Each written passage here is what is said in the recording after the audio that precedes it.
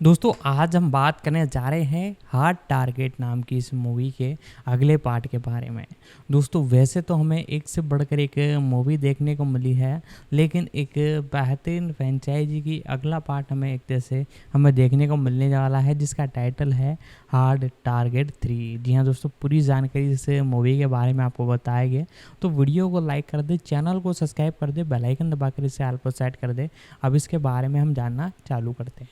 Hard target 2016 की अमेरिकी action film है जिसका निर्देशन रोयल रेने ने किया है, जिसमें स्कॉट एडकिंस, रॉबर्ट नेपर, टेमुरा मॉरिसन और रोना मित्रा ने अभिनय किया है। यह एक 993 की फिल्म हार्ड टारगेट का रीबूट 2 या सीक्वल है 3, जिसमें जीन क्लाउड वैन डैम ने न्यू ऑरलियंस में मानव शिकार अभियान से लड़ने वाले एक बेघर कैजुन की भूमिका निभाई थी। नई फिल्म में एडकिंस को एक बदनाम एमएमए चैंपियन के रूप में देखा गया है, जिसे अनजाने में म्यांमार के जंगलों में बिल्ली और चूहे के घातक खेल में शिकार के रूप में काम करने के लिए काम पर रखा गया है। 4. फिल्म का पहली फिल्म से कोई कथात्मक संबंध नहीं है। कथानक: पेशेवर एमएमए फाइटर वेस बेलर काल्पनिक शैटोडे वेगास होटल में वेल्टरवेट चैंपियनशिप फाइट में जॉनी सदरलैंड से मुकाबला करते हैं। 5. जजों के स्कोर से परेशान होकर बेलर सदरलैंड को नॉकआउट करने की कोशिश करता है और गलती से उसे मार देता है। अपराध बोध से अभिभूत बेलर थाईलैंड में आत्मनिर्वासन में चला जाता है। 6 महीने बाद बेलर अभी भी सदरलैंड की मौत से त्रस्त है और भूमिगत फाइट क्लबों में प्रतिस्पर्धा करता है। एल्ड्रिच नामक एक व्यक्ति बेलर की लड़ाई देखता है और उससे प्रभावित होकर उसे म्यांमार में एक निजी वनफ मैच के लिए $1 मिलियन की पेशकश करता है। आगमन पर बेलर को सूचित किया जाता है कि वह एल्ड्रिच द्वारा आयोजित एक घातक शिकार का शिकार होगा। बेलर को एक पानी की बोतल और मनी बेल्ट दी जाती है, जिसके अंदर उसे पता नहीं होता कि एक जीपीएस ट्रैकर छिपा हुआ है। शिकार करने वाले दल में Sofia, bullfighter Esparto, video game designer Landon, Maduka, Jacob Texas Zimling, Zimling का बेटा टोबियास, एल्ड्रिच का दाहिना हाथ मैडेन और खुद एल्ड्रिच शामिल है। इसके अलावा दल के साथ भ्रष्ट म्यांमार सेना के सैनिकों का एक समूह भी है। मधुका झरने पर स्नाइपर राइफल से बेलर को गोली मारता है, लेकिन बेलर पानी के नीचे चला जाता है, मधुका पर छिपकर हमला करता है और उसे पीट-पीट कर मार डालता है। उनसे भागते समय बेलर को था नाम की एक स्थानीय महिला मिलती है, जो उसे सीमा तक पहुंचने में मदद करती है। जैसे जैसे शिकार जारी रहता है, एल्ड्रिच शिकारियों को बंदूकों और रॉकेट लॉन्चर से लैस मोटरसाइकिल देता है। बेलर उनसे लड़ता है और एक मोटरसाइकिल पर कब्जा कर लेता है, जिससे था अकेला रह जाता है। जिमलिंग और टोबियास था को मारने की कोशिश करते हैं, लेकिन टोबियास का मन बदल जाता है और वह भाग जाता है। था फिर जिमलिंग को चाकू से मार देता है, जबकि बेलर सोफिया से लड़ता है। उसे बेहोश करने के बाद वह था के साथ फिर से जुड़ जाता है और वे भाग जाते हैं। दोनों घावों का इलाज करने के लिए था के घर जाते हैं, जहां बेलर को था और उसके गांव के बारे में कुछ अजीब बातें पता चलती है। सीमा की ओर भागने के बाद था और बेलर बारूदी सुरंगों से भरे एक क्षेत्र में आते हैं। एल्ड्रिच और पार्टी जीपीएस के माध्यम से बेलर को ट्रैक करके बारूदी सुरंग के किनारे पहुंचते हैं। अपने पिता की मौत से क्रोधित टोबियास M16 के साथ बेलर का पीछा करता है और बेलर द्वारा फायर किए गए क्रॉसबो बोल्ट से मारा जाता है। मरते समय वह असॉल्ट राइफल गिरा देता है और बारूदी सुरंगों में विस्फोट हो जाता है। विस्फोट से बेलर और था को एक गुफा में छिपने के लिए पर्याप्त समय मिल जाता है, जहां था को उसका लापता भाई मिलता है, जो एल्ड्रिच के समूह का पिछला लक्ष्य था। वह शिकार समूह की नजरों से बचकर छिपने में कामयाब हो गया था। सुबह में था और उसका भाई बेलर को पीछे छोड़कर भाग जाते हैं। था और उसके भाई को पकड़ लिया जाता है और बेलर लैंडन को पकड़कर उन्हें बचाता है। था फिर सोफिया की गर्दन में एक नुकीली चीज घुसा देती है, जिससे उसकी मौत हो जाती है। इस बीच एल्ड्रिच द्वारा सभी घटनाओं को गुप्त रूप से रिकॉर्ड करने के लिए लैंडन की गर्दन काट दी जाती है, जिसे मना किया गया था। बेलर था और उसका भाई सभी सीमा पर पहुंचते हैं और आश्चर्य करते हैं कि एल्ड्रिच लगातार कैसे जानता है कि वे कहाँ है। वे मनी बेल्ट में ट्रैकर पाते हैं। बेलर एल्ड्रिच के लिए काम करने वाले सैनिकों और बचे हुए शिकारियों से अकेले ही भिड़ जाती है, जबकि था और उसका भाई छिप जाते हैं। एस्पार्टो था और उसके भाई का पीछा करता है, लेकिन एक मछली पकड़ने वाले हार्पून से मारा जाता है।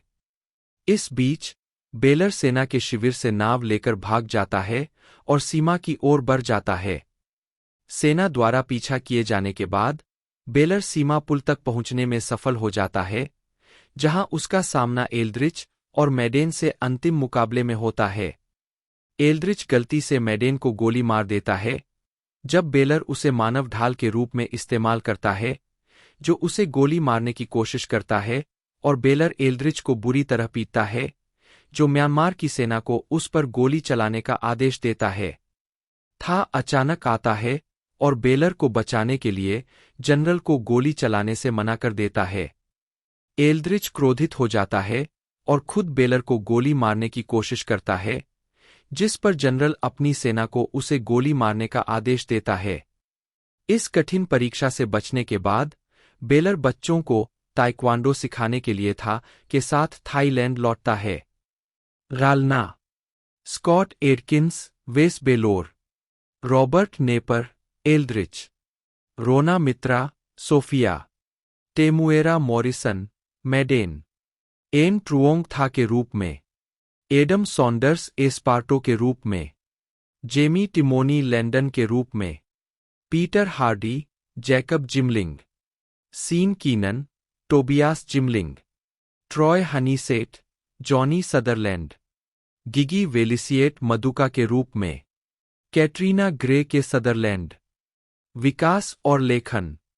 हार्ड टारगेट 2 का उल्लेख पहली बार अगस्त 2015 में निर्देशक रोयल रेने के देश नीदरलैंड के मीडिया में किया गया था, जिसकी फिल्मांकन उसी वर्ष अक्टूबर में शुरू होने वाला था। 6. जबकि चित्र का क्रमांकित शीर्षक एक सीक्वल का सुझाव देता है। 3.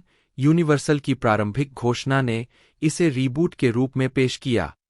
2 प्रमुख व्यक्ति स्कॉट एडकिंस ने भी इसे लगभग रीबूट जैसा बताया। 6. एडकिंस ने बताया कि वह और रीने चाहते थे कि फिल्म एक अधिक प्रत्यक्ष सीक्वल हो, जिसमें रॉबर्ट नेपर एमिल फूचॉन के भाई की भूमिका निभाए, 1993 की फिल्म में लांस हेनरिक्सेन द्वारा निभाया गया खलनायक। हालांकि इस विचार को यूनिवर्सल के अधिकारियों ने वीटो कर दिया, जिन्होंने जोर देकर कहा कि नई फिल्म को स्टैंडअलोन के रूप में माना जाना चाहिए। 8. रीने अभी भी नेपर के चरित्र को एक सिंगल बुलेट पिस्तौल देने में सक्षम थे, जो कि फूचॉन के साथ रिश्तेदारी का सुझाव देने का एक तरीका था, जिसने मूल में एक का इस्तेमाल किया था। 9. रीने के अनुसार मूल फिल्म के निर्देशक जॉन वू को हार्ड टारगेट 2 पर एक निर्माता क्रेडिट स्वीकार करना था। 6. 10. हालांकि प्रोडक्शन रैप के बाद यूनिवर्सल के 1 दिसंबर 2015 के बयान में वू का उल्लेख नहीं किया गया था, नहीं तैयार फिल्म में। 2. बहरहाल फिल्म को उनकी शैली की याद दिलाने वाले कई शैलीगत उत्कर्ष और एक्शन दृश्य दिए गए थे, जैसे कबूतरों के शॉट, एक मैक्सिकन गतिरोध और एक मोटरसाइकिल गोलीबारी। 11. फिल्म में एक हेलीकॉप्टर बोट का पीछा भी शामिल है, जिसे वो मूल में शामिल करना चाहते थे लेकिन नहीं कर सके। 12. रलाई। पटकथा को अंतिम रूप दिए जाने से पहले ही रीने ने बेलर की भूमिका के लिए एडकिंस को ध्यान में रखा था। ब्रिटन को यह काम करने के लिए डिज्नी से मंजूरी लेनी पड़ी क्योंकि उन्होंने पहले ही डॉक्टर स्ट्रेंज में काम करने के लिए साइन कर लिया था। 13. अंततः वे उसे मार्वल फिल्म के लिए प्रशिक्षण सत्र छोड़ने देने के लिए सहमत हो गए ताकि वह दोनों कर सके। 14. शूटिंग की शुरुआत तक स्टार का नाम गुप्त रखा गया था। रीने ने साक्षात्कारों में इसका खुलासा करने से इनकार कर दिया था। 10. हालांकि अक्टूबर के अंत में फिल्म के fight camp, fight choreography rehearsal से एक तस्वीर सामने आई जिसमें स्कॉट एडकिंस को मुख्य अभिनेता के रूप में दिखाया गया। 15 एडकिंस पहली फिल्म के प्रशंसक थे और उन्होंने किशोरावस्था में इसकी शुरुआती स्क्रीनिंग में भाग लेने के लिए एक प्रतियोगिता भी जीती थी। 16, 11, 17 उन्होंने अंततः महसूस किया कि फिल्म किसी और के साथ बनाई जाएगी जिसके पास संपत्ति के लिए कम जुनून था और उन्हें लगा कि वह भूमिका के लिए सबसे उपयुक्त थे। 18、19， नेपर को मुख्य प्रतिपक्षी जोना एल्ड्रिच की भूमिका सीधे तौर पर ऑफर की गई थी और इसके लिए उन्हें ऑडिशन नहीं देना पड़ा। उन्होंने अपनी पत्नी के साथ थाईलैंड की यात्रा की, स्थानीय संस्कृति को जानने के लिए इस यात्रा का लाभ उठाया। वह रीने की एडमिरल से भी प्रभावित थे, जो एक प्रतिष्ठित डच ऐतिहासिक फिल्म थी जिसने निर्देशक के उन व्यावसायिक सीक्वल की तुलना में एक अलग पक्ष दिखाया जिसके लिए वह अंतर्राष्ट्रीय स्तर पर जाने जाते हैं। 7 टेमुएरा मॉरिसन, जो एल्ड्रिच के दाहिने हाथ मैडेन की भूमिका निभाते हैं, रीने की पिछली 2 थाईलैंड फिल्मों द मरीन 2 और द स्कॉर्पियन किंग 3 में दिखाई दिए थे। 20， वियतनामी ऑस्ट्रेलियाई अभिनेत्री एन ट्रुओंग को अपने निजी जीवन में मय थाई और मुक्केबाजी का अनुभव था।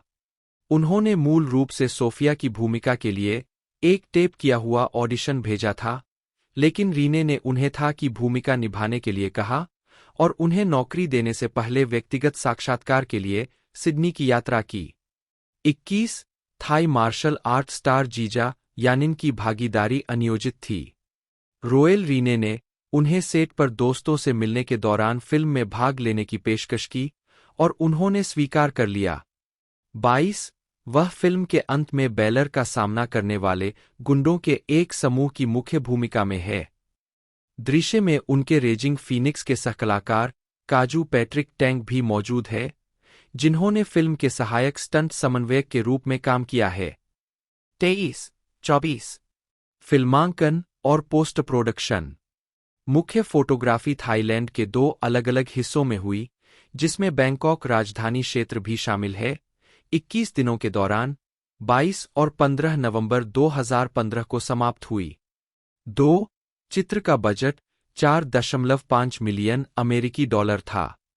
9， हमेशा की तरह रोयल रेने ने अपने स्वयं के छायाकार के रूप में काम किया और ड्रोन और जिपलाइनों पर लगे कैमरों सहित कैमरों को भी संचालित किया। 7 यह डचमैन का थाईलैंड में काम करने का 5वां मौका था और उसके कुछ दल के साथ उसके लंबे समय से संबंध थे। 25 प्रोडक्शन सेवाएं लिविंग फिल्म्स द्वारा प्रदान की गई, जो कि चियांग माई स्थित एक संगठन है जिसकी स्थापना अमेरिकी प्रवासी क्रिस लोवेनस्टीन ने की थी और यह देश में शूट की गई पश्चिमी प्रस्तुतियों के लिए एक लगातार भागीदार है, जिसमें रेने की द मरीन 2 और the man with the iron फिस्ट्स 2, 4, 26 शामिल है। सेंग स्टंट टीम के सेंग कावी, जिन्होंने रेने के थाईलैंड के सभी प्रयासों को कोरियोग्राफ किया था और जिन्हें वे अपने पसंदीदा स्टंट समन्वयक के रूप में काम करने के लिए सूचीबद्ध करते हैं। 27 इस फिल्म के लिए भी लौटे। 22 थाईलैंड में शूट की गई Ninja Shadow of a Tear के विपरीत एडकिंस के पास अपने पसंदीदा कोरियोग्राफर स्वीडन के टिम मैन के साथ काम करने की विलासिता नहीं थी। इस प्रकार वह अपने शारीरिक दृश्यों की योजना बनाने में अधिक शामिल थे और उन्होंने खुद ही शुरुआती पेशेवर मुकाबले को डिजाइन किया। 13 22 एडकिंस ने हेलीकॉप्टर स्पीडबोट चेज के दौरान अपनी ड्राइविंग भी की। 13， शुरुआती दृश्यों में दिखाया गया खेल का मैदान लास वेगास के बजाय बैंकॉक में स्थित था, जैसा कि कहानी में दिखाया गया है, और भाग्यशाली एमए में लड़ाई एक ही दिन में कैद हो गई थी। 9 समापन मूल रूप से बैंकॉक के चाइनाटाउन की एक छत पर होने वाला था, लेकिन स्थान अनुपलब्ध हो गया। निर्माता लोवेनस्टीन ने पहले क्वाई नदी पर एक सुरम्य पुल की खोज की थी और सुझाव दिया था कि चरमोत्कर्ष को वहां ले जाया जाए। 22， दृश्य प्रभाव बुल्गारिया स्थित सिनेमोशन द्वारा किए गए थे, जो कई यूनिवर्सल 1440 प्रस्तुतियों की एक अनुभवी कंपनी है। 28 उन्होंने सोफिया की मौत के लिए कुछ संवर्धन शामिल किए, जिन्हें फिल्मांकन के दौरान तैयार किया गया था। 9. रेने ने एडकिंस के साथ एक समझौता किया था, जिसने बाद में उनके लड़ाई के दृश्यों के बारे में अनुमोदन का अधिकार दिया था, और उन्होंने पिक्चर लॉक से पहले उनके अंतिम संपादन को मंजूरी दे दी थी। मार्च 2016 की शुरुआत में फिल्म के पोस्ट प्रोडक्शन को पूरा घोषित किया गया था। 29-30 होम मीडिया। हार्ड टारगेट 2 को 6 सितंबर 2016 को डीवीडी और ब्लूरे पर घरेलू स्तर पर रिलीज किया गया था। 31 डिस्क पर शामिल बोनस फीचर्स में निर्देशक Royal Rene, star Scott Adkins और रॉबर्ट नेपर, संगीतकार ट्रेवर मॉरिस और कैमरा ऑपरेटर रॉल्फ डेकेंस के साथ एक audio commentary, 3 behind the scene feature, 2 outtake montage और फिल्म के काल्पनिक मैनहंटर्स की एक छोटी वीडियो जीवनी शामिल थी। 32. फिल्म को संयुक्त राज्य अमेरिका में नेटफ्लिक्स पर उसी दिन रिलीज किया गया। 33 जनवरी 2023 की शुरुआत में एनालिटिक्स सेवा फ्लिक्स पेट्रोल ने बताया कि कई अंतर्राष्ट्रीय बाजारों में स्ट्रीमिंग प्लेटफॉर्म की सूची में इसके शामिल होने के कारण हार्ड टारगेट 2 नेटफ्लिक्स की दुनिया भर की फीचर फिल्म चार्ट में चौथे स्थान पर पहुंच गई थी। 34 स्वागत। हार्ड टारगेट 2 को एक ध्रुवीकृत प्रतिक्रिया प्राप्त हुई, जो काफी हद तक इस बात पर निर्भर करती थी कि इसे 1993 की नाट्य रिलीज के सहयोगी भाग के रूप में देखा गया था या एक स्वतंत्र उत्पाद के रूप में। स्लैश फिल्म के रॉब हंटर ने कहा, एक्शन कुल मिलाकर कम प्रभावी है, लेकिन इससे भी बदतर यह है कि यह मूल के पूर्ण पागलपनपूर्ण निष्पादन के करीब भी नहीं पहुंच पाता है। सीजी का जोर भी दुख देता है, और महिला सहायक की उपकथा फिल्म को नीचे खींचने के अलावा कुछ नहीं करती है। 35 डीवीडी टॉक के टाइलर फोस्टर ने इसे 5 में से 1 रेटिंग दी और लिखा, ए माइंडलेस एंटरटेनमेंट। रीन और स्क्रीन राइटर मैट हार्वे और डोमिनिक मॉर्गन को वास्तव में कुछ स्थिरता की आवश्यकता है, लेकिन उनमें से कोई भी परवाह नहीं करता है। 36 joblo.com ने फिल्म को 10 में से 5 रेटिंग दी और इसे निराशाजनक बताया। 37 Blu-ray.com के मार्टिन लिबमैन मध्यम रूप से सकारात्मक थे। हालांकि उन्होंने शिकायत की कि यह फिल्म रेने की हाल ही में आई द कंडेम 2 जैसी थी। उन्होंने स्वीकार किया कि डचमैन इन फिल्मों के बारे में अच्छी तरह से जानते हैं और एक शानदार, आकर्षक और जोरदार अनुभव देने में सक्षम साबित होते हैं। 32 आउटलॉ वर्न ने लिखा कि इसकी तुलना हार्ड टारगेट से करना पूरी तरह से मुश्किल है, एक ऐसी फिल्म जिसे अब तक के सबसे महान एक्शन निर्देशकों में से एक ने 4 गुना बजट में बनाया था। लेकिन उन्होंने आगे कहा, चाहे यह हार्ड टारगेट शीर्षक के योग्य हो या न हो, यह एडकिंस कैटलॉग में एक और सम्मानजनक प्रविष्टि है। 38 हाईडेफ डाइजेस्ट के मैथ्यू हार्टमैन ने फिल्म का आनंद लेते हुए कहा कि जबकि उन्हें हार्ड टारगेट 2 से पूरी तरह से नफरत होने की उम्मीद थी, यह एक्शन और मार्शल आर्ट के प्रशंसकों के लिए एक ऐसी फिल्म साबित हुई जिसमें एडकिंस ने अविश्वसनीय लड़ाई के दृश्य दिखाए। 39 एमएमए टॉर्च के सीन रेडिकन सबसे उत्साही थे। उन्होंने लिखा कि निर्देशक रोयल रेने इस फिल्म को इतना अच्छा बनाने के लिए बहुत सारा श्रेय पाने के हकदार है, जबकि उन्होंने एडकिंस के सहानुभूतिपूर्ण चरित्र और उनके आसपास खलनायकों की शानदार कास्ट की प्रशंसा की। उन्होंने इसे 10 में से 8 अंक दिए। 40 गीत संगीत। Hard target 2 original motion picture soundtrack. Film का score Trevor Morris, Jack Wall. जारी किया 2 सितंबर 2016। 41 शैली आर्केस्ट्रा इलेक्ट्रॉनिका। लंबाई 62, 57, 41। Label back lot music 41। Hard target 2 का स्कोर ट्रेवर मॉरिस और जैक वॉल द्वारा रचित और निर्मित किया गया था। वॉल अपने वीडियो गेम संगीत के लिए बाफ्टा पुरस्कार के लिए नामित ने पहले मॉरिस की कुछ टीवी श्रृंखला के काम के लिए अतिरिक्त संकेत लिखे थे और मुख्य संगीतकार के रूप में अपनी पहली फीचर फिल्म क्रेडिट प्राप्त की थी। 42 इसे यूनिवर्सल की फिल्म और टेलीविजन संगीत लेबल बैकलॉट म्यूजिक द्वारा रिलीज किया गया था। 41 स्कॉट एडवर्ड एडकिंस, जन्म 17 जून 1976, एक ब्रिटिश अभिनेता है। उन्होंने अमेरिकी martial art film undisputed 2 last man standing 2006 में रूसी जेल सेनानी यूरी बोयका के अपने खलनायक चित्रण से प्रसिद्धि प्राप्त की, एक भूमिका जिसे उन्होंने इसके सीक्वल अनडिस्प्यूटेड 3 रिडेम्पशन 2010 और बोयका अनडिस्प्यूटेड 2017 में दोहराया।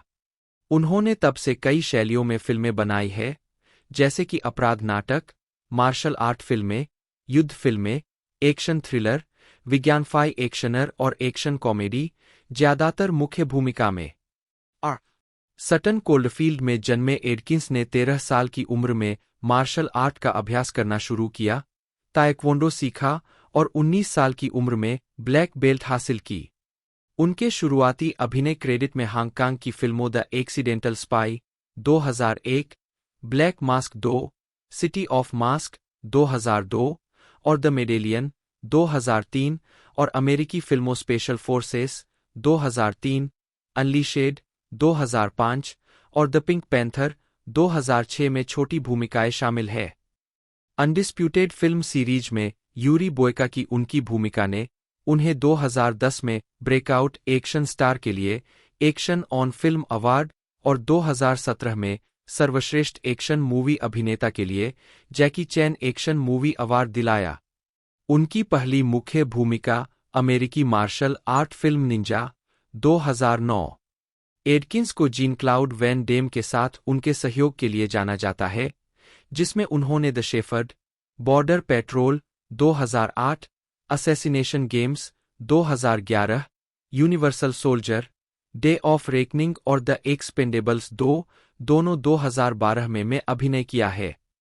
उन्होंने द लीजेंड ऑफ हरक्यूलिस 2014 में केलन लुत्ज के साथ, वुल्फ वॉरियर 2015 में Wujing, IP man 4, the finale 2019 में डॉनी येन, ट्रिपल थ्रेट 2019 में टोनी जा और इको उवैस और जॉन विक, चैप्टर 4 2023 में कीनू रीव्स के साथ भी अभिनय किया। प्रारंभिक जीवन। स्कॉट एडवर्ड एडकिंस का जन्म बर्मिंघम के एक शहर सटन कोल्डफील्ड में एक कसाई परिवार में हुआ था। उन्हें पहली बार 10 साल की उम्र में मार्शल आर्ट में दिलचस्पी हुई, जब उन्होंने अपने पिता और बड़े भाई के साथ एक स्थानीय जूडो क्लब का दौरा किया। 13 साल की उम्र में लूटे जाने के बाद मार्शल आर्ट में उनकी रुचि और भी बढ़ गई। उसी वर्ष उन्होंने ताइक्वांडो का अभ्यास करना शुरू कर दिया। 16 साल की उम्र से स्कॉट ने एंथनी जोन्स के साथ किकबॉक्सिंग का अभ्यास भी किया, अंततः प्रोफेशनल कराटे एसोसिएशन के लिए किकबॉक्सिंग प्रशिक्षक बन गए। उन्होंने सप्ताह में एक बार बेयरवुड, स्मेथविक में फिटनेस फर्स्ट में कक्षाएं चलाईं। उन्होंने निंजुत्सु, क्राव मागा, कराटे, वुशु, एकिडो, जुजुत्सु, एमएमए, कैपोइरा और जिम्नास्टिक में भी अनुभव प्राप्त किया है। युवावस्था में एडकिंस जैकी चैन, एक Bruce Lee, Sylvester Stallone, Arnold Schwarzenegger और जीन क्लाउड वैन डैम से प्रेरित थे। उन्होंने कहा, मैं पहले एक अभिनेता बनना चाहता था क्योंकि मैं एक्शन सितारों को अपना आदर्श मानता हुआ बड़ा हुआ हूं। मेरे लिए पहला नाम ब्रूस ली था, और फिर स्टेलोन और अर्नोल्ड थे, और फिर वैन डैम 88 में आए और वास्तव में मुझे प्रेरित किया। अभिनय कैरियर। उन्होंने देई सेउंग चुई केउंग 2001 उर्फ एक्सट्रीम चैलेंज नामक एक हांगकांग मार्शल आर्ट फिल्म में एक भूमिका हासिल की। उन्हें हांगकांग स्टंटमैन एसोसिएशन के प्रमुख और निर्देशक स्टीफन तुंग और ब्रिटिश मूल के हांगकांग फिल्म विशेषज्ञ बे लोगन ने देखा और पहली बार उन्होंने खुद को पूर्व में पाया। 5-6 उन्हें हांगकांग सिनेमा के कुछ प्रमुख एक्शन निर्देशकों के साथ काम करने का अवसर मिला, जिसमें यूएन वूपिंग, कोरी यूएन, सैमो हंग और जैकी चैन शामिल थे। अभिनय भूमिकाएं जल्द ही आने लगी और उन्हें बर्मिंघम के पेबल मिल में फिल्माए गए बीबीसी के डॉक्टर्स 2000 में अतिथि भूमिका की पेशकश की गई। वह बीबीसी के ईस्टेंडर्स 2003 और सिटी सेंट्रल 1999 के कुछ एपिसोड में दिखाई दिए। प्रशस्ति पत्र आवश्यक। फीचर फिल्मों में मुख्य भूमिकाएं जल्द ही स्पेशल फोर्सेज 2003 में टेलबोट और अनडिस्प्यूटेड 2 लास्ट मैन स्टैंडिंग 2006 में यूरी बोयका के चित्रण के साथ सामने आई। यह वह फिल्म थी जिसने उन्हें रूसी एमएमए अंडरग्राउंड फाइटर यूरी बोयका के खलनायक चित्रण के साथ मुख्यधारा में ला दिया। इसके बाद स्कॉट ने द बॉर्न अल्टीमेटम 2007 और द टूर्नामेंट 2009 जैसी बड़ी बजट की फिल्मों में अतिथि भूमिकाएं निभाई और सोनी पिक्चर्स की द शेफर्ड बॉर्डर पेट्रोल 2008 में जीन क्लाउड वैन डैम के मुख्य विरोधी की भूमिका निभाई। उन्होंने एक्समेन ओरिजिन्स वुल्वरिन 2009 में रयान रेनॉल्ड्स के साथ वेपन 11 की भूमिका साझा की। उनकी पहली मुख्य भूमिका अमेरिकी मार्शल आर्ट फिल्म निंजा 2009। 2014 में Adkins the legend of Hercules में राजा एम्फीट्रियन की भूमिका में दिखाई दिए। 7、8 2012 में उन्हें मेटल हरलेंट क्रॉनिकल्स में अभिनय करने के लिए चुना गया, जो कि लोकप्रिय फ्रांसीसी कॉमिक बुक मेटल हरलेंट का एक टेलीविजन रूपांतरण था। उद्धरण वांछित। उन्होंने अपने आदर्श जीन क्लाउड वैन डैम के साथ 4 फिल्मों में काम किया है। The shepherd border petrol 2008, assassination games 2011, universal soldier day of reckoning और द एक्सपेंडेबल्स 2 दोनों 2012 में। उद्धरण आवश्यक।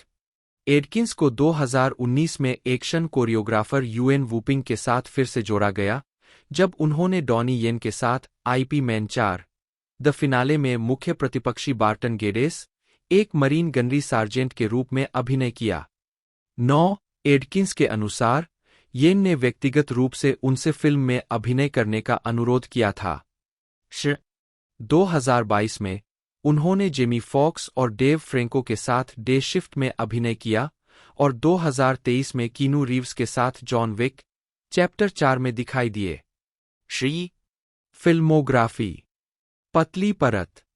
वर्ष शीर्षक भूमिका टिप्पणियां 2001 आकस्मिक जासूस ली के अंगरक्षक बटा तुर्की नेता स्कॉट एडवर्ड एडकिंस के रूप में श्रेय दिया गया। चरम चुनौती Isaac Bormann direct to video. शुद्ध प्रतिशोध डैनी लघु फिल्म 2002 ब्लैक मास्क 2 मास्क का शहर डॉ लैंग कैंटोनीज डब संस्करण में जॉर्डन चैन द्वारा आवाज दी गई। 2003 विशेष ताकतें टेलबट डायरेक्ट टू वीडियो। पदक स्नेकहेड का गुर्गा। 2005 फैलाया swimming pool fighter Danny the dog के नाम से भी जाना जाता है। Pit fighter Nathan direct to video. 2006 गुलाबी तेंदुआ जैक्वार्ड बटा footballer. Undisputed 2 last man standing Yuri direct to video. 2007 Born Ultimatum Agent Kille। 2008 the shepherd border patrol Carp direct to video. केवल पुरुषों के लिए होने वाला रात्रि समारोह कार्ल। 2000 नॉक्स मैन ओरिजिन्स वोल्वेरिन हथियार 11। रॉबर्ट लायल नेपर 1 जन्म 8 जुलाई 1959 2 एक अमेरिकी अभिनेता है जिन्हें Fox drama series Prison Break 2005 से 2009, 2017 में Theodore T Bagwell NBC series Heroes 2009 से 2010 के अंतिम सीजन में Samuel Sullivan the CW series I Zombie 2015 से 2018 में एंगस मैकडोनो और शोटाइम के ट्विन पीक्स 2017 के पुनरुद्धार में रॉडनी मिचम के रूप में उनकी भूमिका के लिए जाना जाता है। वह हिटमैन 2007, ट्रांसपोर्टर 3 2008 और Jack Reacher never go back 2016 जैसी फिल्मों में दिखाई दिए है। प्रारंभिक जीवन। नेपर का जन्म फ्रेमोंट ओहियो में हुआ था। 2 और उनका लालन पालन मॉमी ओहियो में हुआ। वे पैट डेक और डोनाल्ड नेपर के बेटे थे। 3 जो एक पशु चिकित्सक थे। उन्हें कम उम्र से ही अभिनय में रुचि थी क्योंकि उनकी मां एक सामुदायिक थिएटर में प्रॉप्स हैंडलर के रूप में शामिल थीं। 1977 में मॉमी हाई स्कूल से स्नातक होने के बाद उन्होंने नॉर्थवेस्टर्न यूनिवर्सिटी में दाखिला लिया। इस दौरान नेपर ने शिकागो में नाटकों में पेशेवर भूमिकाएं प्राप्त कीं। अपनी डिग्री पूरी होने के करीब नेपर ने नॉर्थवेस्टर्न छोड़ दिया और न्यूयॉर्क शहर चले गए, जहां उन्होंने थिएटर में काम करना जारी रखा। आजीविका। हालांकि नेपर का फिल्म और टेलीविजन प्रोजेक्ट में काम करने का इरादा नहीं था, उन्होंने 1986 में द पेपर चेज और दैट्स लाइफ के साथ अपने टेलीविजन और फिल्मी करियर की शुरुआत की। नेपर ने Wild Thing, Young Guns 2, When the Bough Breaks और Everyone Says I Love You जैसी फिल्मों में बड़ी भूमिकाएं निभाईं। उन्होंने The Twilight Zone, Star Trek, The Next Generation, ER और लॉ एंड ऑर्डर जैसी टेलीविजन सीरीज में काम किया। 2005 में एचबीओ सीरीज कार्निवल में एक आवर्ती भूमिका के बाद नेपर को प्रिजन ब्रेक में थियोडोर टीबैग बैगवेल के रूप में उनकी सबसे प्रसिद्ध भूमिका में लिया गया। रिलीज होने पर श्रृंखला को सकारात्मक समीक्षा मिली और टीबैग को अक्सर सभी समय के सबसे महान टेलीविजन खलनायकों में से एक माना जाता है। 5-6 good night and good luck, hitman, transporter 3 और the day the earth stood still. 2009 में प्रिजन ब्रेक समाप्त होने के बाद नेपर को हीरोज के चौथे और अंतिम सीजन में खलनायक सैमुअल सुलिवन के रूप में लिया गया। 7 इसके बाद उन्होंने 2010 में स्टारगेट यूनिवर्स में एक आवर्ती भूमिका निभाई। उन्होंने क्रिमिनल माइंड्स के सीजन 6 में रेट वाल्डेन, एक सीरियल किलर के रूप में अतिथि भूमिका निभाई। उसी वर्ष उन्होंने बर्निंग डेलाइट के फिल्म रूपांतरण में शीर्षक चरित्र निभाया। इसके अलावा नेपर हवाई 5-0 के 2 एपिसोड में होनोलुलु पुलिस आंतरिक मामलों के जासूस रेक्स कॉफलिन के रूप में दिखाई दिए। 2011 में उन्होंने ई श्रृंखला ब्रेकआउट किंग्स के एक एपिसोड में टीबैग की अपनी भूमिका दोहराई। अगले वर्ष उन्होंने माई वे में फ्रैंक सिनात्रा की भूमिका निभाई, जो क्लाउड फ्रैंकोइस की बायोपिक थी, जो एक फ्रांसीसी पॉप गायक थे जिन्होंने कॉमे डिहेबिट्यूड गीत लिखा था, जो सिनात्रा के गीत माई वे का मूल संस्करण था।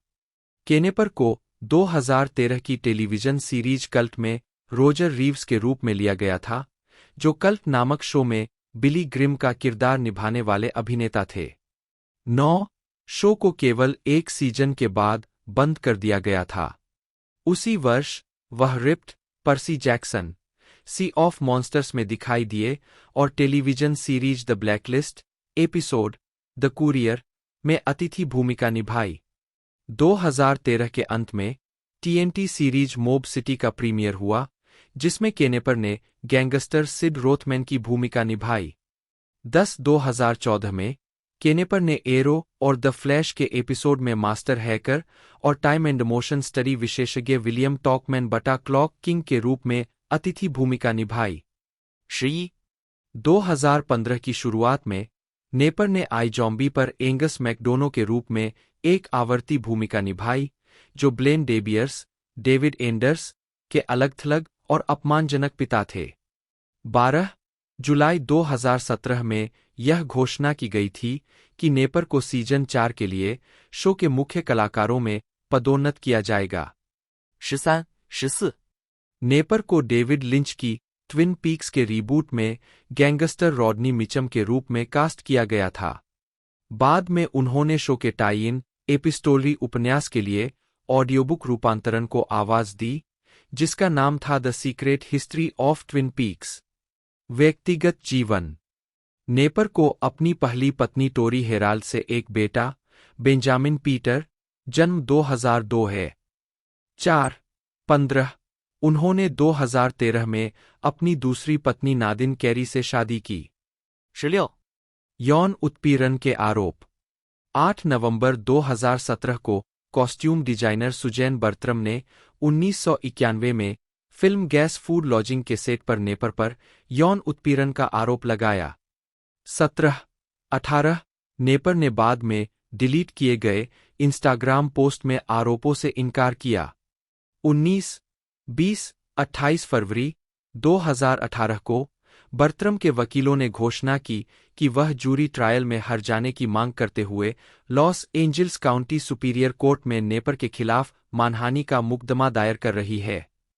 21-22 नेपर के वकीलों ने इस बात से इनकार किया कि उन्होंने बर्त्रम को बदनाम किया है। 1 जून 2021 को बर्त्रम के वकील ने घोषणा की कि मुकदमा सुलझा लिया गया है, शर्तों को सार्वजनिक नहीं किया गया है। 23 1983 और 2013 के बीच हुए 4 अतिरिक्त आरोप 5 दिसंबर 2017 को महिलाओं द्वारा नेपर के खिलाफ लगाए गए, जिसमें 2010 में वैंकूवर में बलात्कार का आरोप भी शामिल था। नेपर ने सभी आरोपों से इनकार किया। 20-24 2017 के अंत में इन आरोपों के मद्देनजर CW ने एक आंतरिक जांच की। सेट पर किसी भी तरह के दुर्व्यवहार का कोई सबूत न मिलने पर यह घोषणा की गई कि वह आईजॉम्बी में बने रहेंगे। 25-12 जनवरी 2018 को यह घोषणा की गई कि स्टूडियो ने दूसरी जांच की थी। CW के अध्यक्ष मार्क पेडोविच ने कहा, फिर से सेट और सेट पर उनके व्यवहार से संबंधित जांच। उन्हें सेट पर कोई गलत काम नहीं मिला। 26 पेडोविच ने विस्तार से बताया कि नेपर ने एक सीजन के लिए साइन किया था और सीरीज से उनका बाहर निकलना पहले से ही तय था। 26-27 फिल्मोग्राफी पतली परत वर्ष शीर्षक भूमिका टिप्पणियां 1986 यही जीवन है। स्टीव लार्विन 1987 जंगली बात स्वर्ग में बना ओरिन 1988 डीओए निकोलस लैंग मित्रा को underworld rise of the lichens 2009 में सोंजा के रूप में उनकी भूमिकाओं के लिए जाना जाता है। स्ट्राइक बैक 2012 से 2013 के दूसरे और तीसरे सीजन में मेजर राहेल डाल्टन के रूप में। द लास्ट शिप 2014 से 2015 के पहले 2 सीजन में राहेल स्कॉट के रूप में। पार्टी ऑफ 5 1999 से 2000 के छठे सीजन में होली मैरी बिगिंस के रूप में। Ali G in the house 2002 में केट हेजेज के रूप में। द प्रैक्टिस 2003 से 2004 के अंतिम सीजन में तारा विल्सन के रूप में और बोस्टन लीगल 2004 से 2005 के पहले और दूसरे सीजन में।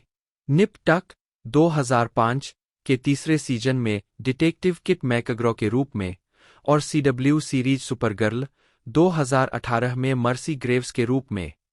प्रारंभिक जीवन रोना मित्रा का जन्म 1976 में लंदन के पैडिंगटन इलाके में हुआ था। वे सर्जन एंथनी मित्रा और नोरा डाउनी की बेटी है। उनके पिता बंगाली भारतीय मूल के हैं, जबकि उनकी मां आयरिश है। आजीविका मित्रा 2007 में 1997 में मित्रा लारा क्रॉफ्ट के लिए लाइव एक्शन मॉडल के रूप में दिखाई दी, जो कि ईदोस इंटरैक्टिव के टॉम्ब रेडर वीडियो गेम श्रृंखला में मुख्य किरदार थी। इससे पहले कि एंजेलिना जोली ने 2 टॉम्ब रेडर फिल्मों 2001 से 2003 के लिए भूमिका निभाई। 2 मित्रा को 2001 की मैक्सिम हॉट 100 महिलाओं में नंबर 46 पर स्थान दिया गया था। 3 उन्होंने बियोवुल्फ 1999 में क्रिस्टोफर लैम्बर्ट की रोमांटिक रुचि की भूमिका निभाई। उनकी पहली मुख्य भूमिका पार्टी ऑफ 5 1999 से 2000 में स्कॉट वुल्फ की अवैध प्रेमिका के रूप में आई। 2000 में मित्रा ने फिल्म हॉलो मैन में एक पड़ोसी के रूप में एक छोटी भूमिका निभाई, जिसका केविन बेकन के चरित्र द्वारा बलात्कार किया जाता है। इसके बाद मित्रा ने Ali G in the house, sweet home Alabama 2002, stuck on you, the life of David Gale 2003 में भूमिकाएं निभाई और हाईवेमेन और स्पार्टाकस 2004 में प्रमुख भूमिकाएं निभाईं। मित्रा द प्रैक्टिस 2003 के अंतिम सीजन में तारा विल्सन के रूप में दिखाई दिए और जेम्स स्पेडर के साथ इसके स्पिन ऑफ बोस्टन लीगल 2004 से 2005 में उस भूमिका को जारी रखा, लेकिन दूसरे सीजन में लंबे समय तक नहीं रहे। 2005 में मित्रा ने निप टक के सीजन 3 के दौरान किट मैकग्रॉ की भूमिका निभाई। इसके बाद मित्रा स्किनवॉकर्स 2006, द नंबर 23 और शूटर 2007 में दिखाई दिए। 2008 में मित्रा ने साइंस फिक्शन एक्शन फिल्म डूम्सरे में मेजर ईडन सिंक्लेयर, कभी कभी कुछ डेटाबेस में गलती से कैरिन पीटरसन के रूप में नामित के रूप में मुख्य भूमिका निभाई और 2009 में underworld rise of the lichens में सोंजा के रूप में अभिनय किया, जो शक्तिशाली पिशाच बुजुर्ग विक्टर बिल निगी द्वारा अभिनीत की बेटी थी। फिल्मांकन के दौरान वह अपने पिशाच नुकीले दांतों से प्यार करने लगी, यहाँ तक कि जब वे दिखाई नहीं दे रहे थे तो उन्होंने उन्हें हटाने से इनकार कर दिया। मैंने पहले दिन उन नुकीले दांतों को लगाया और मुझे लगा कि उन्हें हमेशा वहां होना चाहिए था। यह अजीब है। इसलिए मैंने उन्हें शूटिंग के दौरान, अपने सभी संवादों और हर चीज के दौरान रखा। 4. वह कमांडर कीवा के रूप में स्टारगेट यूनिवर्स के 3 एपिसोड में भी दिखाई दीं। वह 2010 की एंडरसन थ्रिलर फिल्म स्टोलन में जोश लुकास, जॉन हैम और जेम्स वान डेर बीक के साथ अभिनय करती है। 5. उन्होंने 2010 एबीसी अलौकिक श्रृंखला द गेट्स में क्लेयर रेडक्लिफ को चित्रित किया। 6. उन्होंने सिनेमैक्स की श्रृंखला स्ट्राइक बैक, वेंजेंस और स्ट्राइक बैक, शैडो वारफेयर 2012 से 2013 में अमांडा मीलिंग की जगह मेजर रेचल डाल्टन की भूमिका निभाई। 7. 2014 और 2015 में उन्होंने माइकल बे की post apocalyptic television series The Last Ship के पहले 2 सीजन में रेचल स्कॉट की भूमिका निभाई। 8. 2017 में उन्होंने द स्ट्रेन के 4थे सीजन में चार्लोट का किरदार निभाया। 2018 में मित्रा को CW टेलीविजन सीरीज सुपरगर्ल में मर्सी ग्रेव्स के रूप में लिया गया। 9. मित्रा 2023 में कॉमिक कॉन जर्मनी में। 2020 में मित्रा ने साइंस फिक्शन फिल्म आर्काइव में सिमोन की भूमिका निभाई। उन्होंने साइंस फिक्शन फिल्म स्काईलाइंस में डॉ. माल की भूमिका भी निभाई। 2023 में वह फ्रैंक ग्रिलो के साथ फिल्म हाउंड्स ऑफ वॉर और ऐतिहासिक फिल्म प्रिजन्स ऑफ पैराडाइज में शामिल हुईं। वह science fiction film the experiment में भी मुख्य भूमिका में है, जिसमें फेमके जेनसेन और स्टेफनी मार्टिनी भी है, जहां वह कैप्टन एवा स्टोन की भूमिका निभा रही है। व्यक्तिगत जीवन। घोड़ों को बचाने वाले खेत पर उनके जीवन को 2023 में BBC Earth TV show Ben Fogle New Lives in the Wild में दिखाया गया है। नामांकन। रोना मित्रा को 2009 में underworld rise of the lichens के लिए सर्वश्रेष्ठ अभिनेत्री के लिए स्क्रीम अवार्ड्स में नामांकित किया गया था। उद्धरण आवश्यक। टेमुएरा डेरेक मॉरिसन एमेंजेडेम, जन्म 26 दिसंबर 1960, न्यूजीलैंड के एक अभिनेता है, जिन्हें पहली बार अपने देश में सोप ओपेरा शॉर्टलैंड स्ट्रीट में डॉ. होन रोपाटा की भूमिका निभाने के लिए पहचान मिली थी। उन्होंने 1994 की फिल्म वंस वेयर वॉरियर्स और इसके 1999 के sequel what becomes of the broken hearted में जेक द मुस हेके के रूप में अपनी प्रमुख भूमिका के लिए आलोचकों की प्रशंसा प्राप्त की। न्यूजीलैंड के बाहर मॉरिसन को स्टार वार्स मल्टीमीडिया फ्रेंचाइजी में उनके काम के लिए जाना जाता है, जिसमें उन्होंने जंगो फेट की भूमिका निभाई है और साथ ही उनके कई जेनेटिक क्लोन भी शामिल है, जिनमें क्लोन ट्रूपर्स और जंगो का क्लोन बेटा बोबा शामिल है। उन्होंने 2002 की film attack of the clones में जंगो की भूमिका की शुरुआत की थी। मॉरिसन ने 2004 में द एम्पायर स्ट्राइक्स बैक के पुनः रिलीज और विभिन्न स्टार वार्स वीडियो गेम्स में बोबा फेट के लिए आवाज दी थी और वह द मैंडलोरियन 2019 वर्तमान के दूसरे सीजन और spin-off show the book of Boba Fett 2021 से 2022 में बोबा की पूरी तरह से भूमिका निभाएंगे। 2022 में ब्लैक ऑप्स थ्रिलर मॉरिसन को डिज्नी की मोआना 2016 में शीर्षक चरित्र के पिता चीफ तुई की आवाज देने और DCU फिल्मों एक्वामैन 2018, द फ्लैश और Aquaman and the lost kingdom दोनों 2023 में आर्थर करी के पिता टॉम करी की भूमिका निभाने के लिए भी जाना जाता है। प्रारंभिक जीवन। मॉरिसन का जन्म 26 दिसंबर 1960 को न्यूजीलैंड के उत्तरी द्वीप के रोटोरुआ शहर में हुआ था।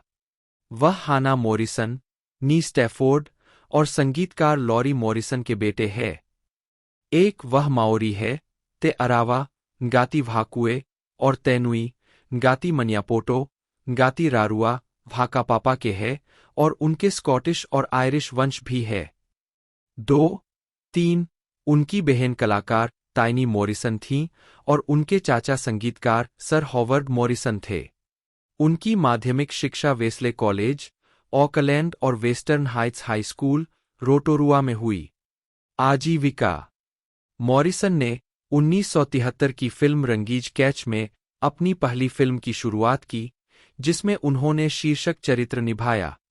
उन्होंने New Zealand special performing arts training scheme के तहत ड्रामा में प्रशिक्षण लिया। उनकी शुरुआती मुख्य भूमिकाओं में से एक 1988 की फिल्म नेवर से डाई में थी, जिसमें लिसा इल्बेकर उनके साथ थीं। इसके बाद उन्होंने 1992 से 1995 तक टेलीविजन सोप ओपेरा शॉर्टलैंड स्ट्रीट में डॉ. होन रोपाटा की भूमिका निभाई। उन्हें तब अमर कर दिया गया जब एक अन्य चरित्र ने उन्हें यह कहते हुए डांटा, आप अब ग्वाटेमाला में नहीं है, डॉ. रोपाटा। 1994 में उन्होंने एलन डफ के इसी नाम के उपन्यास के फिल्म रूपांतरण वंस वेयर वॉरियर्स में हिंसक और अपमानजनक माओरी पति जेक द मुस हेके की भूमिका के लिए ध्यान आकर्षित किया। यह फिल्म न्यूजीलैंड में रिलीज हुई सबसे सफल स्थानीय फिल्म बन गई और विदेशों के कई देशों में बेची गई। इस भूमिका ने उन्हें अंतर्राष्ट्रीय स्तर पर ख्याति दिलाई और उन्हें 1994 के न्यूजीलैंड फिल्म और टेलीविजन पुरस्कारों में नाटकीय भूमिका में सर्वश्रेष्ठ पुरुष प्रदर्शन के लिए पुरस्कार मिला। उन्होंने sequel what becomes of the broken hearted में भूमिका दोहराई, जिसके लिए उन्हें न्यूजीलैंड फिल्म पुरस्कारों से सर्वश्रेष्ठ अभिनेता का पुरस्कार मिला। अपने प्रदर्शन के लिए प्राप्त प्रशंसा के बावजूद, मॉरिसन ने 2010 में कहा कि उन्होंने भूमिका से टाइपकास्ट महसूस किया, इस हद तक कि यह मेरे गले में एक चक्की का पत्थर था। 4, वे स्पीड 2, क्रूज कंट्रोल 1997 और द ब्यूटीफुल कंट्री 2004 में सहायक भूमिकाओं में नजर आए। 2005 में मॉरिसन न्यूजीलैंड टेलीविजन पर talk show the time show के होस्ट बन गए। 1996 के क्वींस बर्थडे ऑनर्स में मॉरिसन को नाटक में सेवाओं के लिए न्यूजीलैंड ऑर्डर ऑफ मेरिट का सदस्य नियुक्त किया गया था। यो, उन्होंने 2009 में एक आत्मकथा लिखना शुरू किया, जिससे उन्हें उम्मीद थी कि यह दूसरों को सितारों तक पहुंचने के लिए प्रेरित करेगी। 7, उन्होंने नवंबर 2014 के अंत में सोनी म्यूजिक एंटरटेनमेंट एनजेड के माध्यम से अपना पहला एल्बम टेम रिलीज किया। इस एल्बम में उन गानों के कवर शामिल हैं जिन्हें उनके पिता और चाचा सर हॉवर्ड मॉरिसन स्थानीय स्थानों पर तब गाते थे जब वह बड़े हो रहे थे। 8, स्टार वार्स। मॉरिसन 2002 की film star wars episode 2 attack of the clones में बाउंटी शिकारी जांगो फेट की भूमिका के साथ न्यूजीलैंड के बाहर दर्शकों के लिए व्यापक रूप से जाने गए। फिल्म के कथानक का एक हिस्सा जांगो के डीएनए के साथ बनाए गए क्लोनों की एक सेना को शामिल करता है। मॉरिसन ने क्लोनों के लिए आवाज अभिनय भी प्रदान किया। 9, वह star wars episode 3 revenge of the Sith में कई क्लोनों के रूप में फिर से दिखाई दिए और जेसन विंग्रीन की आवाज को बदलते हुए मूल स्टार वार्स 3 के 2004 के डीवीडी री रिलीज में चरित्र बोबा फेट, जांगो के क्लोन बेटे, की पंक्तियों को फिर से रिकॉर्ड किया। मॉरिसन ने तब से लुकासआर्ट्स द्वारा निर्मित कई स्टार वार्स वीडियो गेम में जांगो फेट और उनके क्लोन को चित्रित किया है। उन्होंने स्टार वार्स रिपब्लिक,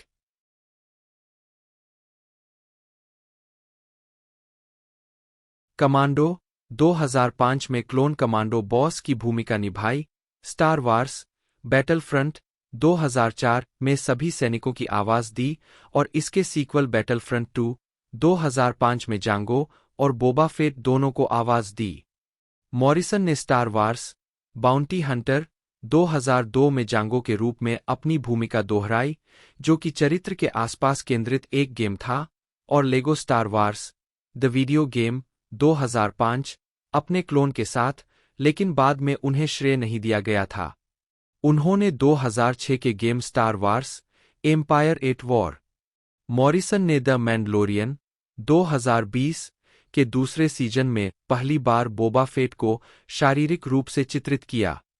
10 शो में मॉरिसन चरित्र के एक वृद्ध, अनुभवी संस्करण को चित्रित करते हैं। 11 मॉरिसन के फेट के चेहरे पर भारी निशान है, और अपने कवच को पुनः प्राप्त करने और बहाल करने से पहले वह गहरे रंग के वस्त्र पहनता है। मॉरिसन का कहना है कि शारीरिक रूप से घिसे-पिटे रूप के साथ उन्होंने अपनी आवाज को और अधिक कर्कश बनाने के लिए समायोजित किया, जैसे कि बोबा के मुखर तार उसके पिछले आघात से प्रभावित थे। भूमिका के साथ मॉरिसन फेट के चित्रण में अपनी खुद की माओरी संस्कृति का एक हिस्सा लाने में भी सक्षम थे। द न्यूयॉर्क टाइम्स के साथ एक साक्षात्कार में उन्होंने कहा कि वह उस तरह की भावना और ऊर्जा लाना चाहते थे जिसे हम वेरुआ कहते हैं भूमिका में। 11 और 2020 में हिट सीरीज द मैंडलोरियन के स्पिन ऑफ की घोषणा की गई, जिसका शीर्षक the book of Boba Fett था। 12 मॉरिसन ने बोबा फेट के रूप में अपनी भूमिका को दोहराया। 12 1983 की film written of the JD की घटनाओं के बाद फेट के जीवन का अनुसरण करते हुए। सीरीज का प्रीमियर 29 दिसंबर 2021 को हुआ। 13、 2022 में मॉरिसन ने ओबी-वान केनोबी टीवी सीरीज में एक बेघर अनुभवी क्लोन ट्रूपर के रूप में एक कैमियो उपस्थिति दर्ज की। 14 और अहसोका के एक एपिसोड में रेक्स और अन्य क्लोनों को आवाज दी। अन्य भूमिकाएं मॉरिसन जून-जुलाई 2008 में 6 सप्ताह के लिए डॉ. होन रोपाटा की भूमिका निभाने के लिए शॉर्टलैंड स्ट्रीट लौट आए। 2008 में मॉरिसन न्यूजीलैंड के skit comedy television show pulp sport में भी दिखाई दिए, जहां उन्होंने एक स्केच में उनका क्लोन होने का मजाक उड़ाया था। मॉरिसन कई डीसी कॉमिक्स से संबंधित फिल्मों में दिखाई दिए हैं। 2011 की फिल्म ग्रीन लैंटर्न में उन्होंने अबिनसूर का किरदार निभाया था। 15 2018 में उन्होंने एक्वामैन में शीर्षक चरित्र के पिता, लाइटहाउस कीपर टॉम करी की भूमिका निभाई। मॉरिसन ने 2023 में रिलीज होने वाली द फ्लैश और दिसंबर 2023 में रिलीज होने वाली Aquaman and the lost kingdom में भूमिका दोहराई। 16、 व्यक्तिगत जीवन जीवित व्यक्ति की जीवनी के इस भाग में सत्यापन के लिए अतिरिक्त उद्धरणों की आवश्यकता है। कृपया विश्वसनीय स्रोत जोड़कर सहायता करें। जीवित व्यक्तियों के बारे में विवादास्पद सामग्री जो स्रोतहीन या खराब स्रोत वाली है, उसे लेख और उसके वार्ता पृष्ठ से तुरंत हटा दिया जाना चाहिए, खासकर यदि संभावित रूप से मानहानिकारक हो। स्रोत खोजें टेमुएरा मॉरिसन, समाचार पत्र पुस्तकें विद्वान ज्येष्ठ। जनवरी 2022 जाने कि इस संदेश को कैसे और कब हटाया जाए। मॉरिसन न्यूजीलैंड में रहते हैं और अपना समय वहां, ऑस्ट्रेलिया और संयुक्त राज्य अमेरिका में फिल्मांकन के बीच बांटते हैं। 1980 के दशक के अंत में all girl group When the Cat's Away की गायिका किम विलोबी के साथ उनके रिश्ते से एक वयस्क बेटा है और पीटा मेलबर्न के साथ एक बेटी है। मॉरिसन की पार्टनर एशली हाउडेन सेडलियर 17 है, जो माओरी वंश, विशेष रूप से तुहोई और नगाती पोरो वंश की है। फिल्मोग्राफी पतली परत वर्ष शीर्षक भूमिका टिप्पणियां 1972 रंगी की पकड़ रंगी 1984 अन्य भाग टोनी 1988 कभी हार मत मानो अल्फ विंटर्स मौरी युवा पुलिस घास काटने वाला सार्जेंट हैरिस टेलीविजन फिल्म 1994 कभी योद्धा थे जेक द मुस हेके 1996 कंटिया तार एक्सल हुड ट्रेवर मॉरिस जन्म 25 मई 1970 एक कनाडाई ऑर्केस्ट्रा संगीतकार और संगीत निर्माता है। उनके स्कोर में television show The Tudors, The Pillars of the Earth, The Borgias और Vikings, film Olympus Has Fallen और इसका सीक्वल लंदन हैज फॉलन, और video game Dragon Age Inquisition शामिल है। उन्हें द बोर्गियास के लिए उनके स्कोर के लिए उत्कृष्ट मूल मुख्य शीर्षक थीम संगीत के लिए एमी और द पिलर्स ऑफ द अर्थ के लिए उनके स्कोर के लिए एक लघु श्रृंखला, मूवी या एक विशेष मूल नाटकीय स्कोर के लिए उत्कृष्ट संगीत रचना के लिए नामांकित किया गया था। जीवन और कार्य। मॉरिस का जन्म टोरंटो से 2 घंटे पश्चिम में लंदन, ओंटारियो, कनाडा में हुआ था। उन्हें एक बच्चे के रूप में Saint Mary school for the arts में भर्ती कराया गया था, जहां उन्होंने प्रतिदिन वायलिन और गायन का अध्ययन किया। 13 वर्ष की आयु में मॉरिस को उनके स्कूल द्वारा पोप जॉन पॉल द्वितीय की कनाडा यात्रा के सम्मान में अपने स्नातक वर्ग के लिए एक रचना की रचना करने के लिए नियुक्त किया गया था। उनकी फीस $50 थी। पोप द्वारा लिखी गई एक पुस्तक बेलव्ड यंग पीपल, जो उस पीढ़ी के युवाओं को ध्यान में रखकर लिखी गई थी, अनुकूलित गीतों का स्रोत बन गई, और ट्रेवर की वरिष्ठ कक्षा ने स्नातक स्तर पर सेंट मैरी कैथेड्रल में पियानो और 4 भाग वाले गायन के लिए उनकी रचना का प्रदर्शन किया। यह एक निर्णायक क्षण था जिसने ट्रेवर के भविष्य को आकार दिया। कॉलेज में मॉरिस ने फेनशॉ कॉलेज के म्यूजिक इंडस्ट्री आर्ट्स प्रोग्राम में भाग लिया। उन्होंने अपनी कक्षा में सर्वोच्च स्थान प्राप्त किया और स्नातक होने के तुरंत बाद काम शुरू करने के लिए टोरंटो चले गए। उन्होंने टोरंटो के संगीत उत्पादन क्षेत्रों में अपने 20 के दशक बिताए, लेकिन अंततः अपना ध्यान उत्पादन से हटाकर टेलीविजन विज्ञापनों के लिए पूर्णकालिक संगीत रचना पर केंद्रित कर दिया। अपने संगीत विचारों के लिए एक लंबा प्रारूप चाहते हुए, मॉरिस फिल्मों और टेलीविजन श्रृंखलाओं के लिए संगीत बनाने की ओर बढ़ गए और 1999 में वे इस नए करियर कोण का अनुसरण करने के लिए लॉस एंजिल्स चले गए। लॉस एंजिल्स में अपने शुरुआती वर्षों के दौरान मॉरिस ने प्रसिद्ध स्कोर संगीतकारों जेम्स न्यूटन हॉवर्ड और हंस जिमर के साथ काम किया। जिमर की टीम के हिस्से के रूप में मॉरिस ने हॉलीवुड की कुछ ब्लॉकबस्टर फिल्मों में 25 से अधिक प्रमुख स्क्रीन क्रेडिट अर्जित किए। जैसे जैसे मॉरिस का रचना में करियर विकसित हुआ, वैसे वैसे उन्हें जेरी ब्रुकेइमर, नील जॉर्डन और टोनी और रिडले स्कॉट जैसे अन्य लोगों के साथ सीधे सहयोग करने का अवसर मिला। 2007 में मॉरिस को द ट्यूडर्स के लिए एक टेलीविजन श्रृंखला के मुख्य शीर्षक के लिए सर्वश्रेष्ठ संगीत रचना के लिए एमी पुरस्कार मिला। 2010 में मॉरिस का जेरी ब्रुकेइमर और उनकी टीम के साथ चौथा टेलीविजन सहयोग था। मॉरिस ने टोनी और रिडले स्कॉट के निर्माण के साथ mini series the Pillars of the अर्थ भी पूरी की। मॉरिस ने कई वीडियो गेम्स में संगीतकार के रूप में काम किया है, जिनमें SimCity Societies, Army of Two, Need for Speed, Carbon और हाल ही में बायोवेयर की ड्रैगन एज श्रृंखला की महाकाव्य तीसरी किस्त ड्रैगन एज। मॉरिस टोरंटो में अपने सहयोगियों के साथ एक प्रोडक्शन कंपनी चलाते हैं। वह वर्तमान में अपने परिवार के साथ लॉस एंजिल्स में रहते हैं और काम करते हैं। डिस्कोग्राफी। फिल्में। वर्ष, शीर्षक, निदेशक, स्टूडियो टिप्पणियां। 1999 किशोर Knight, Phil, Comeau Kushner Locke company. Castel Films. Canarom Productions. 2001 भूख Maria Giese Market Street Productions. 2002 न्यायकर्ता ईश्वर है, जेम्स एलन छोटा। 2003 टर्मिनल वीनस, एलेक्जेंडर फ्रेंची छोटा। 2004 बासी Jack Ersgard Sonet film Sweden की भाषा। 2005 खोया हुआ देवदूत Dimitri Logothetis Alio Pictures. 4 Square Productions Canada. Synergy Movies. 2005 3 सुयां Thom Fitzgerald Bigfoot Entertainment. Emotion Pictures. Wolf release Christophe Beck के साथ रचित। 2007 पहाड़ियों की आंखें 2 Martin Weisz Fox Atomic. Dune Entertainment. 2009 चुराया हुआ Anders Anderson IFC Films. 2009 Marine 2 Roel Reine 20वीं सेंचुरी फॉक्स। WWE फिल्में direct to video. 2010 Cruz Hilbert Hakim Osiris Entertainment. KH Cruz Productions. 2010 सुंदर लड़का Shaun Ku Anchor Bay entertainment.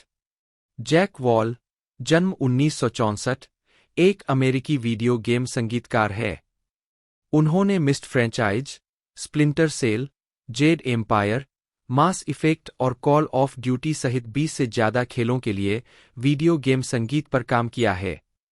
Wall ने Philadelphia, Pennsylvania में Drexel विश्वविद्यालय से सिविल इंजीनियरिंग में degree हासिल की और सिविल इंजीनियरिंग में कुछ समय काम करने के बाद संगीत निर्माण में चले गए। उन्होंने जॉन केल, डेविड बर्न और पैटी स्मिथ जैसे संगीतकारों के साथ काम किया और लगातार जटिल उत्पादन और ध्वनि इंजीनियरिंग कार्यों को करने के बाद 1995 में संगीत रचना में चले गए। वॉल ने तुरंत वीडियो गेम उद्योग में काम करना शुरू कर दिया, विजिलेंस के साउंड ट्रैक की रचना की, मुख्य रूप से एक आर्केस्ट्रा शैली में रचना करते हुए।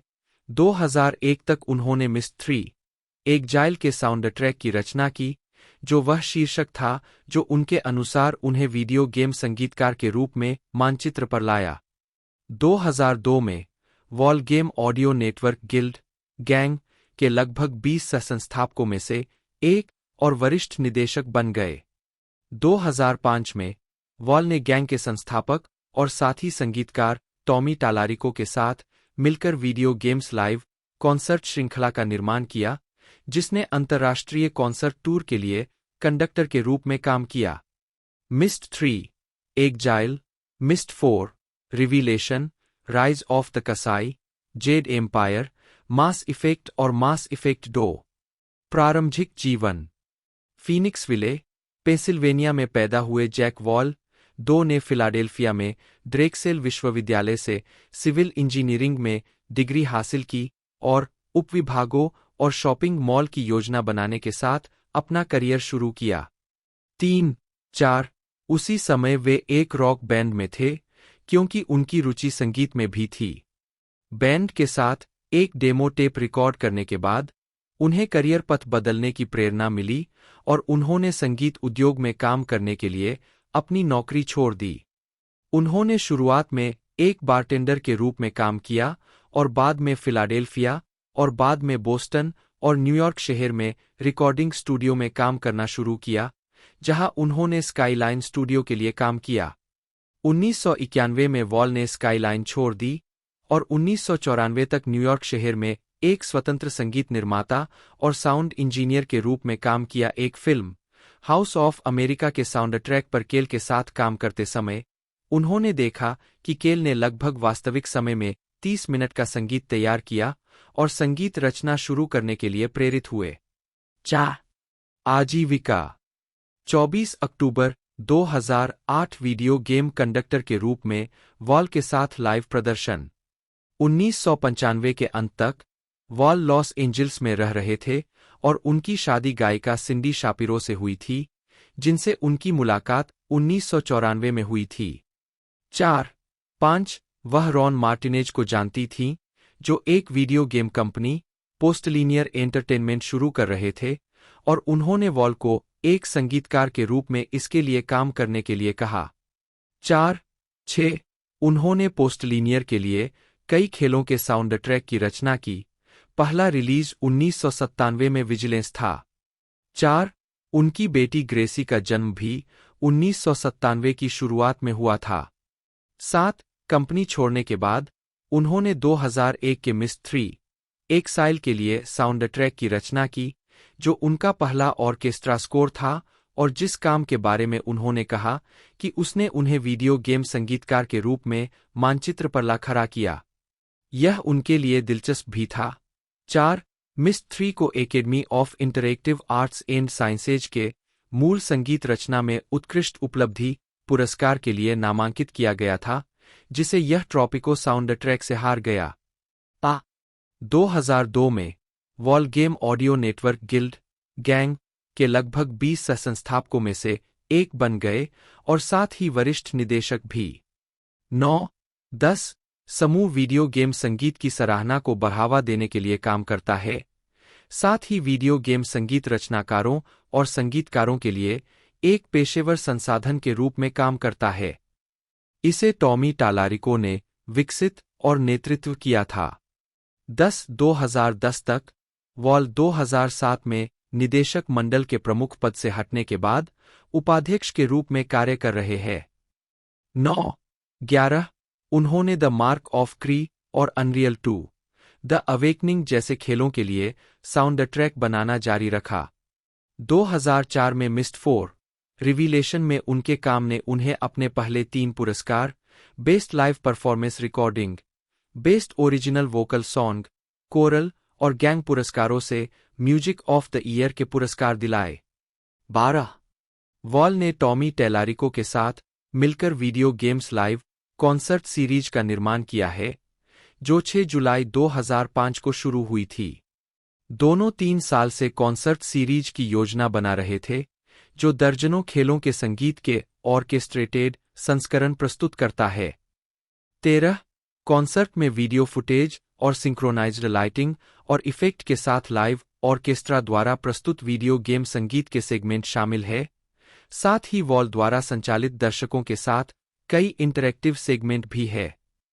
14 वीडियो गेम्स लाइव का उद्देश्य एक सिम्फोनिक वीडियो गेम संगीत कॉन्सर्ट का विचार लेना था, जो जापान में लोकप्रिय था, और इसे पश्चिमी प्रशंसकों के लिए आकर्षक बनाने के लिए इसे रॉक कॉन्सर्ट के साथ जोड़ना था।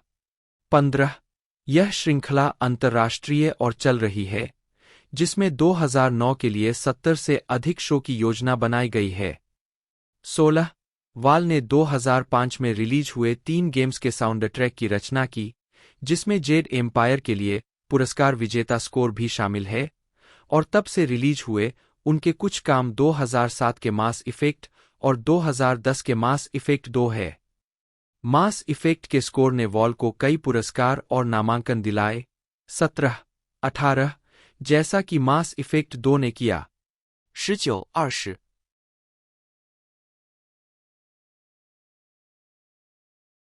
संगीत शैली और प्रभाव। 2010 में दीवार। हालांकि उनके कई काम ऑर्केस्ट्रा है, जैक वॉल ने कई तरह की शैलियों में काम किया है, जिसमें हैवी मेटल मीट ऑर्केस्ट्रा और ट्राइबल परक्यूशन शामिल है। 21 जेड एम्पायर के लिए उन्होंने चीनी वाद्ययंत्रों और ताइको ड्रम का उपयोग करने पर ध्यान केंद्रित किया। 22 वीडियो गेम स्कोर लिखते समय वॉल संगीत बनाने के लिए गेम डिजाइनरों के साथ एक सहयोगी दृष्टिकोण को प्राथमिकता देते हैं, क्योंकि उन्हें लगता है कि विचारों का आगे पीछे होना संगीत को मजबूत बनाता है। हालांकि उन्होंने कहा कि उन्हें लचीला होना चाहिए और संगीत के लिए अपनी खुद की दृष्टि बनाने के लिए तैयार रहना चाहिए। इसके हिस्से के रूप में वह शुरुआत से पहले चित्र और गेम डिजाइन दस्तावेज देखने में सक्षम होना पसंद करते हैं, क्योंकि वे गेम की भावना में अंतर्दृष्टि प्रदान करते हैं ताकि उनका संगीत इसके साथ मिल सके। 23 उनका यह भी मानना है कि एक अच्छे वीडियो गेम संगीतकार को सफल होने के लिए बहुत सारे तकनीकी ध्वनि उत्पादन कौशल की आवश्यकता होती है। 21 वॉल ने कहा है कि मिस्ट और मास इफेक्ट साउंड ट्रैक उनके पसंदीदा है, जिन्हें उन्होंने बनाया है।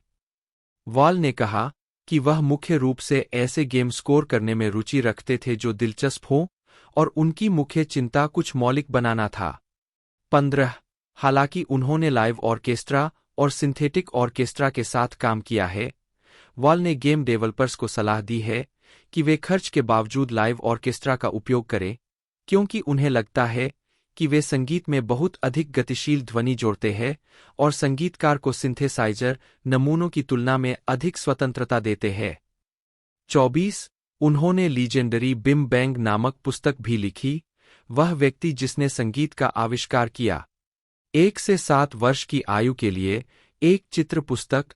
25 डिस्कोग्राफी। वीडियो गेम वर्ष शीर्षक डेवलपर प्रकाशक टिप्पणियां। 1998 जागरूकता पोस्टलीनियर एंटरटेनमेंट सेगासॉफ्ट। 10/6 सेगासॉफ्ट उरन तश्तरी पोस्टलीनियर entertainment जोवुड software 2000। तो बात की जाए इसकी रिलीजिंग डेट के बारे में, तो ये हमें एक तरह से देखने को मिली थी। इसका पार्ट 1 की बात की जाए तो 1986 में, और 2016 के अंदर इसका पार्ट 2 देखने को मिला था, जो कि था 6 सितंबर 2016 को 104 मिनट का हमें देखने को मिला था। तो पूरी जानकारी मैंने इस मूवी के बारे में बता दी। तीसरा पार्ट अभी तक हमें एक तरह से देखने को नहीं मिला है। इसका कोई टीज़र या ट्रेलर कोई ऑफिशियल देखने को नहीं मिला है। बाकी कई फैन मेड आपको देखने को मिल जाएंगे। बाकी जैसे कोई अपडेट या टीज़र ट्रेलर रिलीज़ हो है तो मैं आपको हमारे चैनल के माध्यम से बता दूंगा। तो आज की इस वीडियो में दोस्तों इतना ही। मिलते हैं अगले वीडियो में।